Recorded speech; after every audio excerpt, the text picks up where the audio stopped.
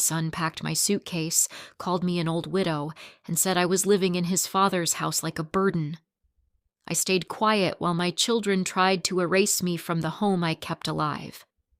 Then I opened the file their father left behind, and suddenly, my name is Sable Ashbourne, and I was 63 the morning my son set my suitcase beside the back door and told me I was just an old widow living in his father's house.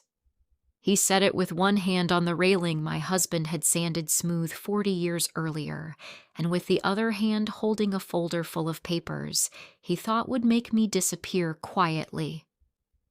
My daughter stood behind him with a stack of brochures for a senior residence outside town. My youngest son stared at the floor like the old pine boards had suddenly become more important than his mother. I did not scream. I did not beg. I looked past all three of them at the hallway clock that had not ticked since the night Orson died, and for the first time in 11 months, I understood why my husband had once told me, "Sable, if this house ever goes quiet in the wrong way, call Callum Voss." So I walked to the phone, dialed the number I had avoided for nearly a year, and said 5 words that changed my children's lives before lunch. "Open my file, Mr. Voss." I should tell you now, before anyone misunderstands me, I did not wake up that morning wanting revenge. Mothers do not usually look at their children and dream about consequences. We spend too many years softening the world for them. We cut the crusts off sandwiches. We wait in school parking lots. We forgive slammed doors because teenagers grow. We excuse sharp words because adults are tired. We tell ourselves that greed is only stress wearing an ugly face. That is how we lose whole pieces of ourselves without noticing. My children did not become cruel in one day. They became cruel the way winter enters an old house, first through one small crack, then another, until you realize the room you are standing in has gone cold. If you have ever stayed quiet because you were trying to keep a family together, stay with me. And if stories like this remind you of someone who was pushed too far inside their own home, subscribe now, because this is not the kind of story where the loudest person wins. The Ashbourne house sits at the edge of Briar Fall, Pennsylvania, where the old coal roads bend into pine hills and the courthouse clock still rings a little late in bad weather. It is not a mansion. It never pretended to be. It is a 2-story house with green shutters, a deep porch, a narrow pantry, and a sunroom that catches the afternoon light like it was built to forgive hard days. When Orson and I bought it, the roof leaked over the upstairs hallway, the basement smelled like wet stone, and the kitchen cabinets hung crooked enough to make company tilt their heads.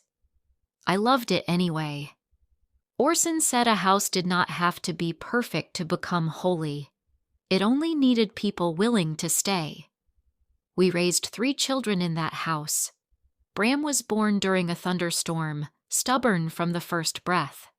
Tesslyn came 4 years later, bright-eyed and sharp enough to read a room before she could spell her own name. Rhettan was the last, quiet and tender as a child, always walking behind his father with a screwdriver in his little hand, like he had important work to do. Orson owned a small appliance and repair shop on Beach Street. Ashbourne Repair was the kind of place people brought their dead toasters, broken washing machines, farm heaters, and sometimes their troubles. He fixed clocks on the side, not because it paid much, but because he said old clocks taught patience better than people did. I kept the books for the shop. I answered phones, chased invoices, packed school lunches, wrote checks, cleaned the waiting counter, and learned to read supplier contracts because somebody had to notice when a number was wrong. There was a year when the shop almost failed. Bram was 10, Tesslyn was 6, Rhettan was 2, and Orson had taken 3 emergency loans trying to keep 2 employees paid. I used the money my mother left me, every dollar of it, to save the business and the house. We did not announce that to the children. We did not make speeches about sacrifice at dinner. We just kept the lights on. That is the quiet part of a family nobody photographs. When Orson got sick, the house changed before he did. His boots stayed by the back door longer. The repair calls went to voicemail more often. The hallway clock, the tall walnut one he restored the year Rhettan was born, kept ticking with that deep, patient sound that filled the space between us at night. Cancer made Orson thinner, but it never made him careless. Even in the last months, he noticed things. He noticed Bram asking strange questions about business ownership. He noticed Tesslyn using the words estate planning with a smile that did not reach her eyes. He noticed Rhettan leaving the room whenever money came up. I noticed too, but I was too tired to name it. When a husband is dying, you do not want to believe your children are already measuring what will be left behind. Orson once took my hand and said, "Do not let them make you feel like a guest, Sable." I told him not to talk that way. He looked at the hallway clock and said, "A quiet clock still knows what time it is." I thought he was speaking through pain medicine. He was not. After the funeral, the children behaved beautifully for exactly 9 days. Bram handled the church arrangements with a serious face. Tesslyn arranged flowers in white ceramic vases and told people, "Mom is holding up." Rhettan sat beside me and squeezed my hand whenever someone said Orson was in a better place. People brought casseroles, pies, envelopes, and stories. Marnie Bellwether from next door came every morning with coffee and no questions. She had known me for 30 years, long enough to understand that real grief does not always want advice. Then the casseroles ended, the flowers browned, the visitors went back to their lives. That was when my children started speaking about me like I was a fragile object they had inherited along with the furniture. At first it was small enough to ignore. Bram asked for my checkbook, "Just until you feel steady again." Tesslyn changed the Wi-Fi password because, as she said, scammers target widows. Rhettan took Orson's shop keys from the hook and told me Bram needed them more than I did. They began calling the house Dad's estate, a phrase that made the walls seem to lean away from me. One afternoon, I heard Tesslyn on the phone in the pantry saying, "Mom is not confused exactly, but she is not practical right now." I stood there holding a dish towel and felt something inside me fold itself smaller. When I asked what she meant, she put her hand over the phone and smiled like I was a child who had interrupted a grown-up conversation. "We're only trying to protect you," she said. Protect is a pretty word. People use it when control would sound too honest. The first time I truly felt afraid in my own house was the day Dorian Kells walked through my kitchen with a measuring tape. He was a smooth local realtor with polished shoes and the kind of smile that made every room feel already sold. Bram brought him in without warning.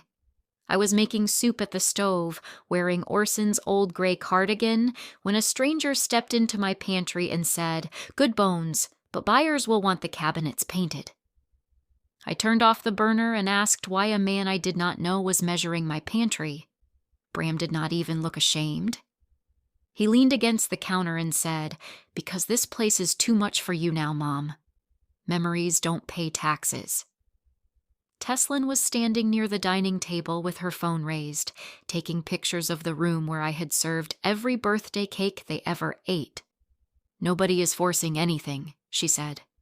"We're just exploring options." I looked at Rhettan. He looked away. That was his gift in those days, the way he could become furniture when courage was needed. I wish I could say I threw Dorian out. I wish I could tell you I slapped the measuring tape from his hand and told my children to remember who taught them to hold a spoon, to tie shoes, to say thank you. But I did not. I let the soup burn at the bottom of the pot, and I stood there quietly while they walked through my house like I was already gone. That is one thing I want you to understand. People do not lose their voice all at once. Sometimes they lend it away one polite silence at a time. If you have ever done that, comment clock below. Not because it is a magic word, but because you will understand by the end why the clock mattered more than any of them knew.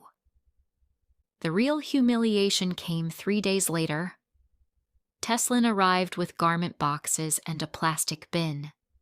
Bram followed with 2 men from the shop. Rhettan trailed behind them, holding a coffee he did not drink. "We need to stage the main bedroom," Tesslyn said. "Not my bedroom. The main bedroom." She had already opened the curtains. She had already removed Orson's robe from the hook behind the door. My wedding picture was face down on the dresser. "Touring families do not want to walk into grief," she said, as if my marriage was a smell she needed to clear before strangers arrived. Bram told the men to move Orson's chair to the garage. The chair scraped the floorboards with a sound I still remember. I put one hand on the door frame and said, "Your father sat in that chair every night." Bram answered without turning around, "Then it has been sitting long enough." That sentence should have ended something in me, but grief makes strange excuses. I told myself Bram was under pressure. I told myself Tesslyn was afraid.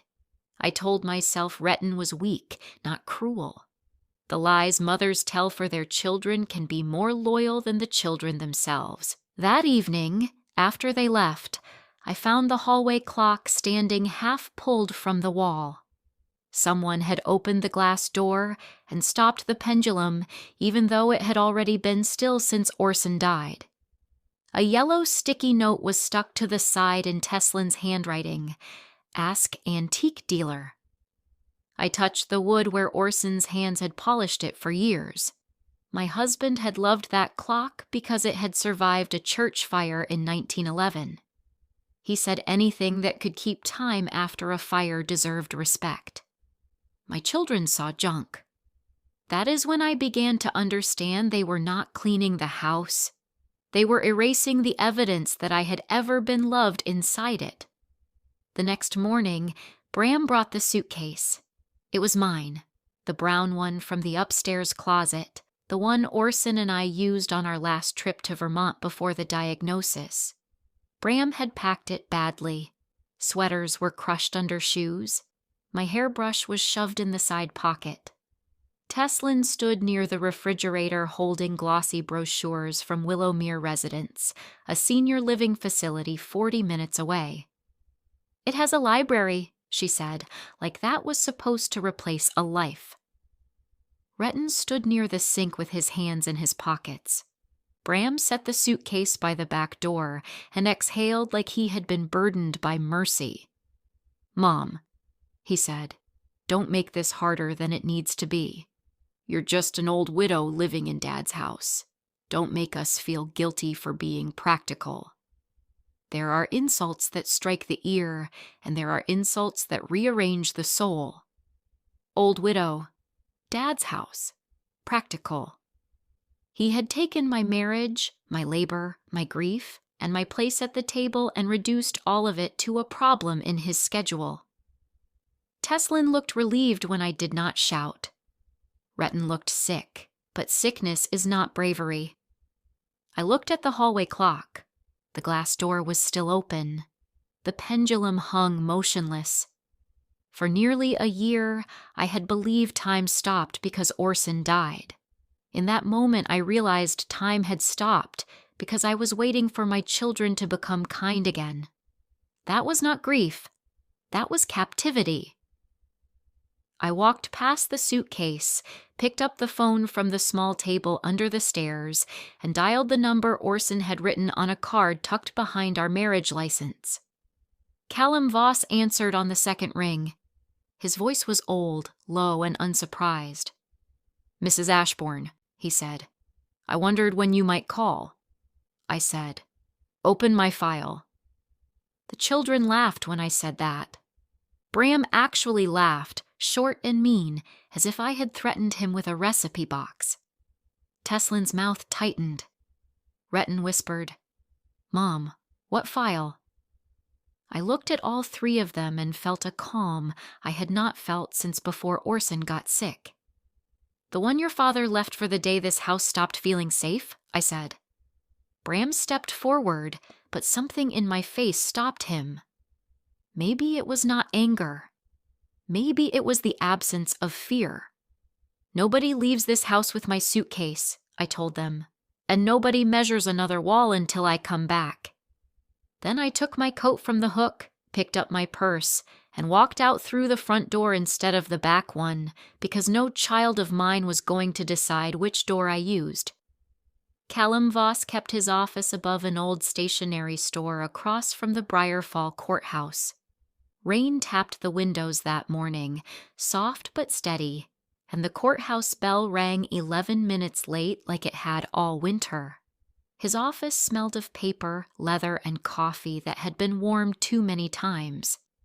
On his desk sat a brown file tied with red string. Across the tab, in Orson's careful block letters, were 3 words: "The Lantern File." I sat down, and for a moment I could not breathe. Callum did not rush me. Good lawyers understand that silence can be part of the reading. Finally, he placed one hand on the file and said, "Your husband instructed me not to call you first. He said you would come only if you needed the lantern." I looked at the file. He knew they would do this. Callum's face softened. He hoped they would not. That is different. Inside that folder was the marriage I thought I understood, and the protection I had been too proud, too tired, or too trusting to ask for. The first document was a recorded transfer of the Ashbourne house from Orson's name into mine, completed 7 years before his death. Not hidden, not illegal, not temporary. Mine. Callum explained it plainly. When I used my mother's inheritance to save the house and the shop years earlier, Orson insisted on making it right. I remembered signing papers, but I had thought they were refinancing documents. Orson had told me, "This is just to keep things balanced." I had trusted him and gone home to cook dinner. The house my son called his father's had been legally mine before Bram had his first gray hair. The next documents went further. Orson had left me voting control over Ashbourne Repair for as long as I lived or until I signed it away freely. Bram could manage daily work, but he could not borrow against the company, sell assets, or remove me from authority without my written consent. There was also a conditional inheritance clause. If any child attempted to pressure, displace, medically misrepresent, or financially coerce me for gain, distributions from Orson's estate could be frozen for up to 12 months while an independent review took place. The language was clean, almost cold. But inside that cold language was the warmest thing my husband had ever done for me. He had built a fence around my dignity because he feared our children might treat it like open land. Then Callum opened a smaller envelope. "There is more," he said. "Your son Bram has been seeking a loan to expand the shop into a second county. He represented expected control of the house sale and certain business assets as future collateral." I stared at him. "He used my house for a loan?" "He tried," Callum said. "The loan has not closed. Tesslyn also signed a preliminary agreement with a buyer through Dorian Kells. She added a private management fee for herself if the sale completed quickly." That one made me close my eyes. Tesslyn, who had cried into my shoulder at her father's burial, had priced the house before the grave settled. Callum waited again. He had the patience of a man who had carried other people's worst days for a long time. "Mrs. Ashbourne," he said, "your children did not simply misunderstand. They moved in a pattern. That was when I cried. Not loudly, not like the night Orson died. Just one exhausted break in my chest that I could not hold together. I cried because my husband had seen the danger and I had not wanted to. I cried because love had made him careful and love had made me blind. Callum pushed a box of tissues toward me and turned his chair slightly toward the window, giving me privacy without leaving me alone. When I was done, he placed the final envelope in front of me. It was sealed. My name was not on it. Across the front, in Orson's handwriting, it said, "For Bram, Tesslyn, and Rhettan, if they forget their mother." I did not open that letter in Callum's office. I could not. Some pain should be delivered to the people who earned it. Instead, I asked him what needed to happen. He looked at me carefully, as if checking whether grief had turned into rage. It had not. Rage would have been easier. What I felt was cleaner and more dangerous. Clarity. "We send notices," he said, "to the realtor, the buyer, the bank, the shop accountant, the senior residents, and your children. We freeze all disputed estate movement. We assert your control. We preserve evidence of coercion." I asked, "Do I have to sue them?" Callum shook his head. "Not today. The file itself may be enough." I thought of Bram's laugh by the back door. I thought of Tesslyn calling my bedroom grief. I thought of Rhettan turning himself into furniture. "Then let the file speak," I said. Before I signed anything, Callum asked for one more thing. "Your husband told me the safety deposit key would be in the clock if we ever needed original receipts." I almost laughed because it was so Orson. Of course, the key was in the clock. Of course, the quietest object in the house had been holding the loudest proof. I drove home in rain that turned the streets silver. The children were gone when I arrived. My suitcase was still by the back door. The brochures were on the kitchen table. I left both where they were. Then I opened the back panel of the hallway clock with the small brass latch Orson had shown me years before. Taped inside, wrapped in wax paper, was a key and a folded note. The note said, "Sable, I'm sorry I had to be this careful, but careful is just love wearing work clothes." I sat on the floor beneath that stopped clock and held the note until my hands stopped shaking. The notices went out at 3:40 that afternoon. Callum sent them by email, certified mail, and hand delivery where it mattered. Dorian Kells withdrew from the listing before dinner. The buyer's attorney requested clarification and then vanished from the conversation. The bank froze Bram's loan review pending ownership verification. The shop accountant locked all major transactions until my authority was confirmed. Willowmere residents sent a polite message saying they had no wish to be involved in a family legal dispute. By 5 o'clock, my phone began to buzz. Bram first, then Tesslyn, then Bram again, then Rhettan, then a number I recognized as the shop, then Tesslyn 9 more times. I made tea, set the phone face down on the counter, and restarted the hallway clock. It did not begin easily. Old clocks do not trust sudden hands. I wound it slowly, adjusted the pendulum, and waited. For a few seconds there was nothing. Then the first tick entered the hall like a footstep. Tick. Then another. Talk. That sound moved through the house and found rooms my children had tried to empty. It reached the kitchen where I had burned soup in humiliation. It reached the bedroom where my wedding picture still lay face down. It reached the back door where my suitcase waited like a dare. I stood there listening and understood something simple. My life had not ended with Orson. It had only been held still by people who benefited from my stillness. Subscribe if you know this truth already. Sometimes the most powerful sound in a house is not a shout. Sometimes it is one old clock starting again. They came just after dark. Bram did not knock the first time.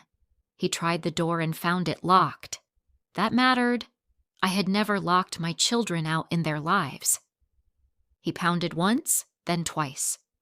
Tesslyn shouted, "Mom, open the door! This is ridiculous!" Rhettan said something I could not hear. I let them wait long enough to understand that entry was no longer automatic. Then I opened the door and stepped back. "You may come in," I said, "but you will not raise your voices in my house." Bram pushed past me anyway, but slower than he would have that morning. Tesslyn came in with red eyes and perfect lipstick. Rhettan entered last, pale and quiet. They all looked toward the hallway clock because it was ticking. I saw Bram notice the suitcase still by the back door. For the first time, he seemed to understand it might become evidence instead of luggage. "What did you do?" Bram demanded. "The bank called me like I committed fraud." I closed the door. "Did you?" His face hardened. "I was trying to save the shop." "You were trying to borrow against authority you did not have." Tesslyn threw her purse onto a chair. "This is insane. We were helping you.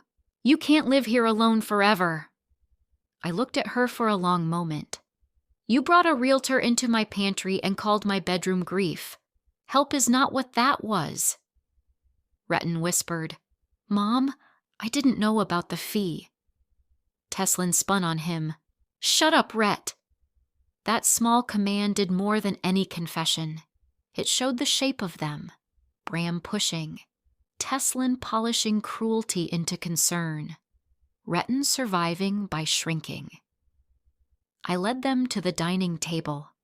The same table where Bram once cried over fractions, where Tesslyn painted pumpkins for kindergarten, where Rhettan fell asleep in a bowl of cereal after his first Little League game. I placed the lantern file in the center. "You put my suitcase by the door," I said. "Your father put my name on the house." Bram's mouth opened, then closed. Tesslyn's face lost color. Rhettan sat down before anyone told him to. I did not explain quickly. I wanted them to feel each word land. "This house is mine. It has been mine for 7 years. The shop voting rights are mine until I release them. Your inheritance can be frozen if you try to pressure me out of my home or use false concern to take control of my money. Your father wrote that because he knew love without boundaries becomes a place where selfish people hide." Bram gripped the back of a chair. "Dad would never do that to us." "No," I said softly. "He did it for me." That was the first silence of the night that belonged to the truth. Tesslyn tried next, as I knew she would. "Mom, you're grieving. That lawyer is using you." I almost smiled. It was such a tired tool, making a woman sound unstable when she becomes inconvenient. "Callum Voss represented your father for 22 years. He did not use me. He obeyed instructions." Then I took out the sealed letter. Their names were written across the front. Tesslyn's hand went to her throat. Bram stared at the handwriting like it had risen from the grave to accuse him. Rhettan whispered, "Is that from Dad?" I nodded. "He asked that it be read only if you forgot me." Callum arrived 10 minutes later because I had asked him to. I did not want my children claiming I had twisted their father's words. He came in wearing a dark coat with rain on the shoulders, nodded to each of them, and sat at the table like a judge who did not need a bench. He opened the envelope with a letter opener and unfolded 2 pages. His voice was steady, not dramatic. That made it worse. "My children," he read, "if this letter is being opened, then your mother has had to ask for protection inside the home she protected for all of us. I am ashamed that I had to prepare for that possibility. I hope, by the time you hear this, I was wrong about you. But if I was not, then listen carefully. Bram looked away. Tesslyn began to cry before her name was even read. Rhettan covered his mouth with both hands. Callum continued, Bram, being the eldest son does not make you the owner of your mother's dignity. I taught you to repair machines, not to treat people like parts you can replace when they become inconvenient. If you use the shop or my name to push your mother out, you are not protecting my legacy. You are proving you never understood it. Bram's face changed, not enough to heal anything, but enough to show the words had entered. His anger did not disappear. It cracked. Under it was a boy who still wanted his father to admire him. Callum read Tesslyn's part next. Tesslyn, do not call it concern when the plan ends with your mother gone and the house sold. Your mother is not a room to clear, a problem to package, or a widow to manage. She is the woman who held this family together while I was at the shop, pretending work was the harder job. Tesslyn sobbed once, sharp and embarrassed. I watched her reach for a napkin, the same way she used to reach for my sleeve when she was little and ashamed. I did not move. That may sound cold, but it was not. A mother can comfort a crying child. She does not have to comfort an adult crying because consequences have finally learned her address. Then came Rhettan. Rhettan, silence is not kindness when you are watching someone be cornered. You have a gentle heart, but a gentle heart that hides from hard things can still help cruel people win. If your mother is sitting at this table hurt by your silence, then apologize with more than your mouth. Change the way you stand. Rhettan bent forward like someone had struck him between the shoulders. I'm sorry, he said, but the words came too fast, too hungry for relief. I looked at him and said, not yet. Sorry is not a broom. It does not sweep the floor clean the moment you say it. The final lines were for all of them. Callum's voice lowered. Your mother was never living in my house. I was living in the life she kept standing. She paid debts you never saw. She protected peace you mistook for weakness. She made a home out of my long hours and my mistakes. If you shame her for surviving me, you shame me too. And if she chooses to forgive you, understand that forgiveness is not permission to continue. It is a door she may open only after you learn to knock. When Callum finished, the hallway clock filled the silence with one steady tick after another. Nobody laughed then. Nobody called me confused. Nobody mentioned Willowmere residence. Bram sat down slowly. Dad thought I would do this? His voice was smaller than I had ever heard it. I answered with the truth because truth was all I had left to give cleanly. Your father hoped you would not. Bram put his hands over his face. Tesslyn whispered, Mom, I was scared. I thought if we sold fast, everything would be easier. Easier for whom? I asked. She did not answer. Rhettan said, I should have stopped it. Yes, I said. Not to punish him, because a grown man can survive a true word. Bram lifted his head then, and a little of the old pride came back. So what now? You freeze us out? You take the shop? You make us beg? I looked at my oldest child and felt the last thread of fear snap quietly. No, Bram. Begging is what people do when they are asking for mercy from someone cruel. I am asking for accountability from people I raised. I gave them the terms because power without shape becomes revenge, and I did not want to become what had hurt me. Bram would step away from business control for 1 year while an outside accountant reviewed loans, contracts, and shop assets. Tesslyn would cancel every document connected to the house sale, return every item removed from my bedroom, and send written notice to Dorian Kells that she had no authority to act for me. Rhettan would write a signed statement admitting he knew about the plan to pressure me into leaving and failed to stop it. No one would enter the Ashbourne house without invitation. No one would speak to doctors, banks, realtors, or facilities on my behalf without written consent. Their estate distributions would remain frozen for 12 months, or until Callum confirmed there had been no further coercion. "These are not punishments," I said. "They are locks on doors you proved you might open without asking." Tesslyn cried harder. Bram stood and paced once, then stopped near the hallway clock. For a moment, his hand lifted toward it, as if he might touch the wood. He did not. "I thought I was keeping Dad's work alive," he said. "I wanted to soften. I truly did. But softness too soon can become another kind of surrender." "Your father's work was never only the shop," I said. "It was this family, and you nearly sold the person who kept it alive." That landed. I saw it in his face.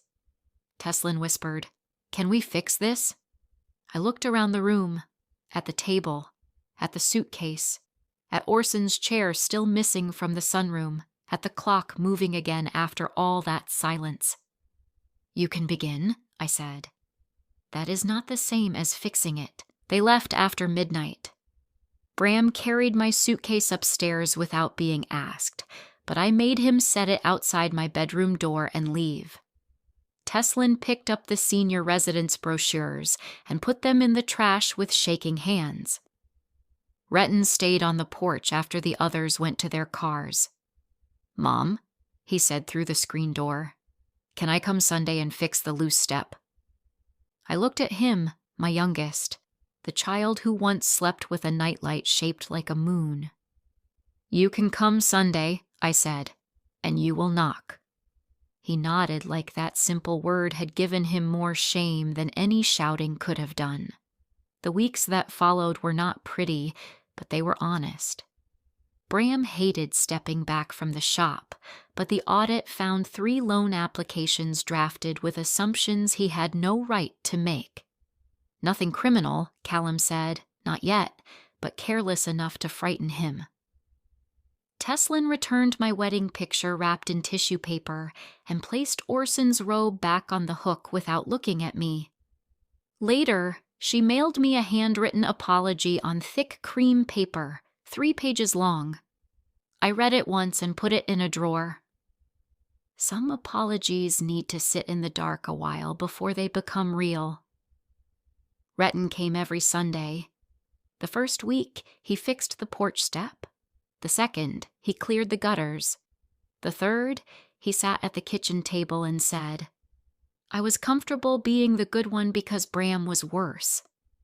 That was the first thing he said that sounded like repair. As for me, I did not move to Willowmere. I did not sell the Ashbourne house. I did not hand over the shop.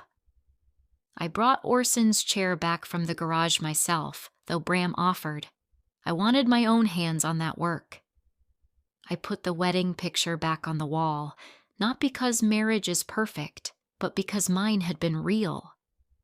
I cleaned the hallway clock with lemon oil the way Orson used to, and every evening at 6, when it chimed a little unevenly, I stopped what I was doing and listened. The sound no longer felt like grief. It felt like witness. It felt like an old friend saying, "There you are still here." People in Briarfall heard pieces of it, of course. Small towns can smell family trouble through brick walls. Some said I was hard on my children. Some said Orson had been wise. Marnie Bellwether said the only thing that mattered. She came over one afternoon with coffee, stood under the hallway clock, and said, "Good. This house sounds awake again." I laughed for the first time in months. Not big, not young, but real. Later, when she left, I turned on the porch light even though the sun had not fully gone down.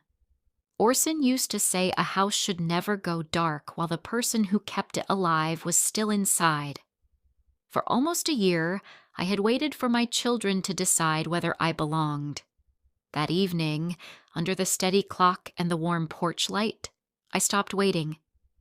Bram is trying now. I will give him that much, and not more than he has earned. Tesslyn calls before she comes, and sometimes I answer. Rhettan still knocks every Sunday. We are not healed in the way people like to imagine at the end of a story. There was no group hug in the kitchen, no sudden music, no magical return to the family we were before Orson died. But truth has its own kind of mercy. It tells everyone where the floor is. My children know where I stand now. More importantly, so do I. People ask whether I forgave them. I tell them that is the wrong first question.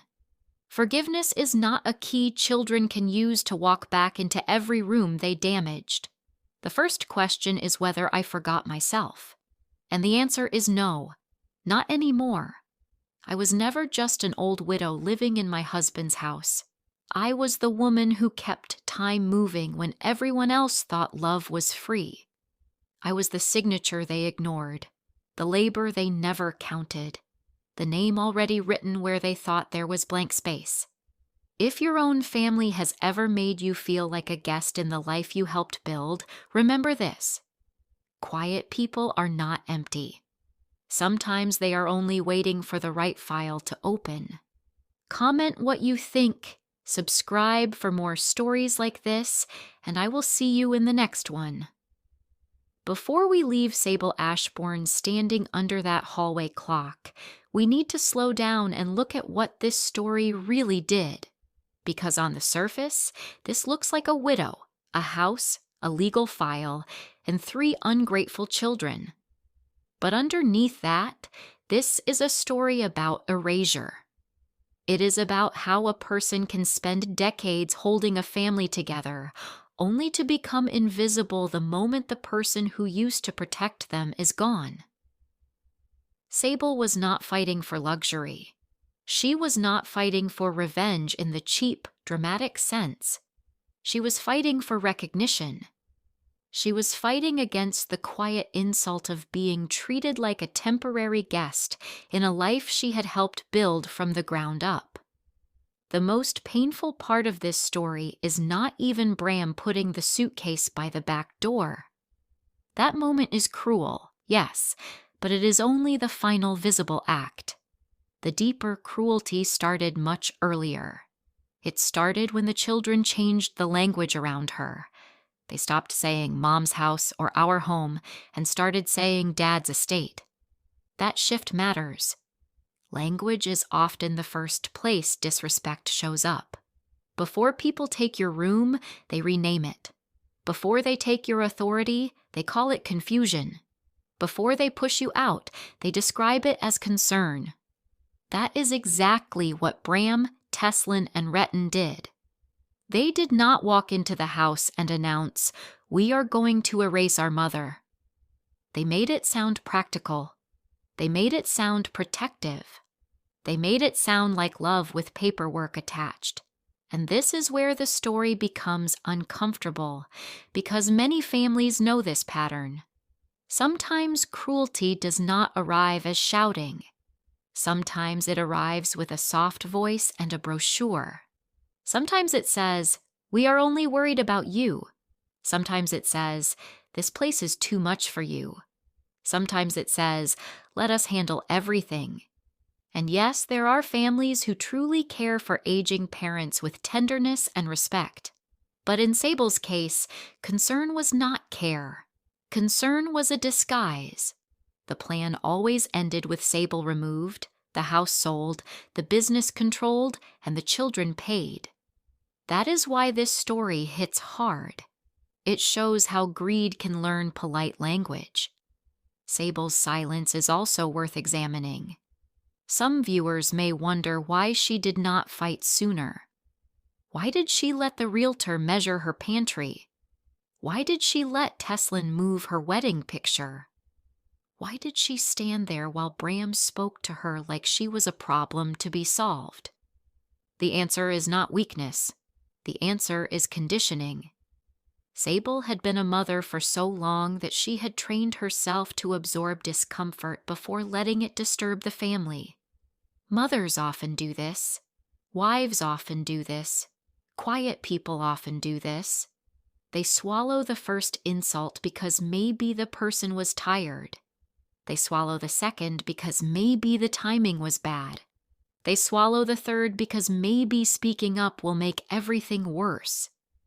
Then one day they look around and realize they have swallowed an entire life. That is why the hallway clock is so important. It is not just furniture. It is the emotional witness of the house. It stopped when Orson died, but symbolically, Sable stopped too. She froze in the role of grieving widow, waiting for her children to become kind, waiting for the home to feel safe again, waiting for someone else to confirm that she still belonged. When the children called the clock junk, they were doing more than insulting an old object. They were rejecting memory itself. They wanted a clean house because memory was inconvenient. They wanted the bedroom staged because grief lowered market value. They wanted the past removed because the past proved Sable had a claim deeper than any sale price. Then comes the line that changes the whole story. Open my file. Notice how quiet that line is. It is not theatrical. It is not a threat. It is not a speech. It is a boundary finally receiving a voice. That is one of the strongest ideas in this story. Real power does not always announce itself loudly. Sometimes power is a phone call. Sometimes it is a document that has been waiting in a lawyer's cabinet. Sometimes it is a key taped inside a clock. Sometimes it is a woman who has finally stopped asking her children for permission to stand inside her own life. Orson's role in the story is complicated in a very human way. He is dead when the main conflict happens, but his presence is everywhere. He repaired clocks. He saved notes. He prepared the lantern file. He knew his children well enough to hope for the best, but prepare for the worst. That detail is heartbreaking. A father should not have to protect a mother from their own children. But Orson understood something Sable did not want to face. Love does not automatically make people honorable. Blood does not automatically produce gratitude. A family name does not automatically create loyalty. He loved his children, but he did not confuse love with blindness. That is why his file is not revenge. It is protection. The lantern file is also a brilliant moral device because it does two jobs at once. Legally, it stops the children's plan. Emotionally, it exposes who they had become. The legal documents prove that the house was Sable's, that the shop control was not Bram's, that Tesslyn had no authority, and that Rhettan's silence had consequences. But the letter does something no deed can do. It makes the children face their father's disappointment. That is the heavier punishment. Money can be fought over. Documents can be argued against. But a dead father's clear, specific words leave very little room for self-defense. When Orson says, "Your mother was never living in my house. I was living in the life she kept standing," he corrects the central lie of the entire family. Let's talk about each child because they represent three different forms of betrayal. Bram is obvious betrayal. He is force. He is control. He believes being the eldest son gives him natural authority. He uses responsibility as a costume for entitlement. His mistake is not only greed, it is arrogance. He assumes the family structure should bend around him because he sees himself as the successor. But inheritance is not character. A last name does not make someone worthy. Bram has to learn that leadership without humility becomes theft wearing a serious face. Tesslyn is a different kind of danger. She does not push as bluntly as Bram. She edits reality. She calls cruelty concern. She calls removal protection. She calls grief something that needs to be staged out of the house. Tesslyn's betrayal is especially painful because it has polish. She knows how to sound reasonable while doing something cold. That is why her scenes hurt. She is not just trying to sell property. She is trying to control the story around Sable. She wants people to believe Sable is fragile, confused, and unable to decide for herself. In real life, that kind of manipulation can be more damaging than open hostility because it makes the victim look unreasonable for resisting. Rhettan may seem less guilty at first, but the story refuses to let him hide behind silence. His lesson is one of the sharpest in the whole piece. Neutrality is not innocence when harm is happening in front of you. Rhettan did not pack the suitcase. He did not arrange the buyer. He did not speak the cruelest sentence. But he stood there. He watched. He allowed his mother to be cornered because challenging Bram and Tesslyn would have cost him comfort. The story makes a very important point here. Silence can be participation. If you benefit from someone else's cruelty, or if your silence helps cruelty continue, then you are not outside the event. You are part of its machinery. Sable's response is what keeps this story from becoming a simple revenge fantasy. She could have destroyed them. She had legal power. She had evidence. She had a lawyer. She had the moral high ground. But she did not use power to humiliate them for sport. She used power to restore order. That difference matters. Revenge says, I want you to suffer because I suffered. Justice says, I will no longer allow you to benefit from the harm you caused. Sable chooses the second path. She freezes distributions. She stops the house sale. She protects the shop. She sets rules for access. She requires accountability. She does not burn the family down. She turns the lights back on and changes the locks. One of the strongest lessons here is that boundaries are not bitterness. People often confuse the two, especially inside families. When Sable refuses to immediately comfort Tesslyn's tears, that is not cruelty. It is maturity. Tears are emotional information, not automatic proof of repentance. When she tells Rhettan that sorry is not a broom, she is saying something many people need to hear. Apology does not erase impact. Repair requires behavior. Repair requires time. Repair requires the person who caused harm to carry some discomfort without demanding instant forgiveness as a reward.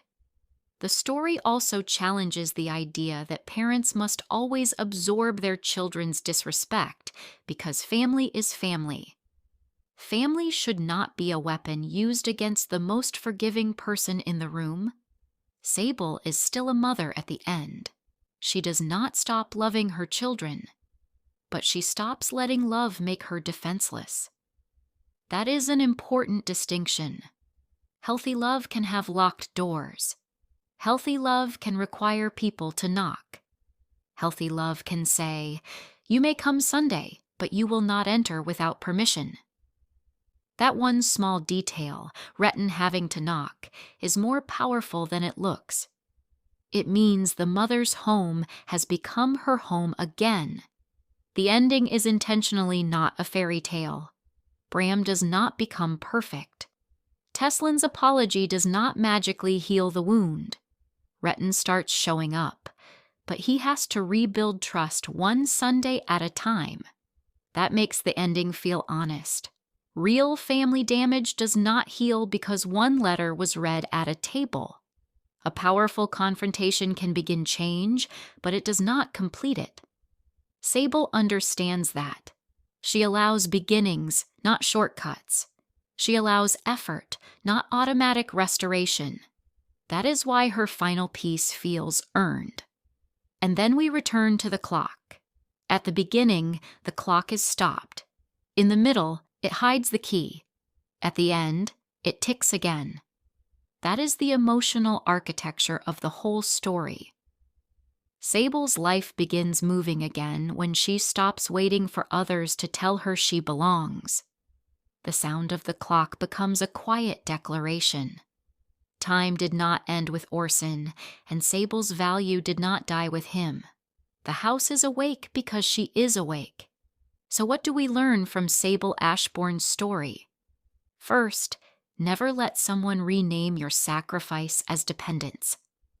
Sable was not dependent on Orson's house. She had helped save it.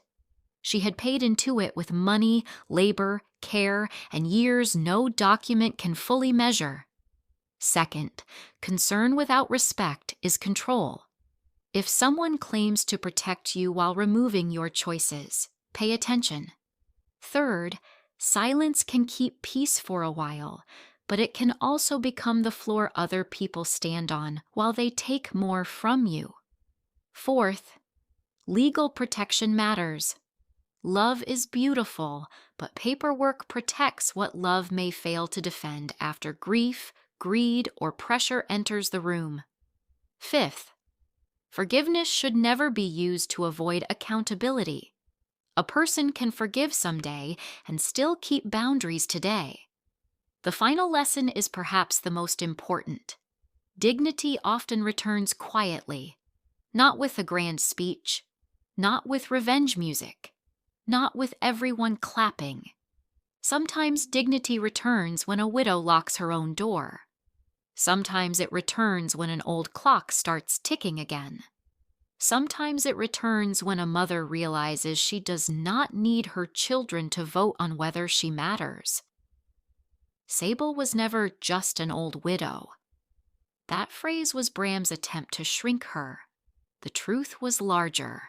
She was a wife, a mother, a worker, a protector, a legal owner, and the person who kept the family standing when everyone else mistook her quietness for emptiness. And that is why this story stays with us. It is not only about a file. It is about the moment a woman stops being the soft place where everyone else drops their greed. It is about the power of being underestimated. It is about a husband's final act of love, a mother's delayed awakening, and children learning that inheritance without gratitude can become a mirror they are not ready to face. If this story made you think of someone who has been treated like a guest in a life they helped build, then remember Sable's lesson clearly. Quiet people are not powerless. Sometimes they are simply waiting for the right moment, the right truth, and the right file to open. The end